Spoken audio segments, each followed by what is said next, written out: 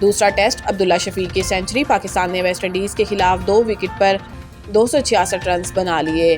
Test کے دوسرے دن West Indies نے 239 رنز 5 کھلاڑی آؤٹ سے اننگز آگے بڑھائی، لیکن کھانے کے وقفے سے قبل ہی پوری ٹیم 344 رنز بنا کر آؤٹ ہو گئی۔ جسٹن گریوز 73 اور روسٹن چیس 70 رنز بنا کر نمایاں رہے۔ پاکستان کی جانب سے ساجد خان نے 4 کھلاڑیوں کو آؤٹ کیا۔ محمد علی، عبید شاہ اور علی عثمان نے 2 وکٹیں حاصل کی۔ ویسٹ انڈیز کے خلاف دوسرے ٹیسٹ کے دوسرے دن پاکستانی بیٹرز چھا گئے۔ عبداللہ شفیق نے شاندار سنچری سکور کی، جبکہ بابر اعظم اور اذان اویس نے نصف سنچریاں بنائیں۔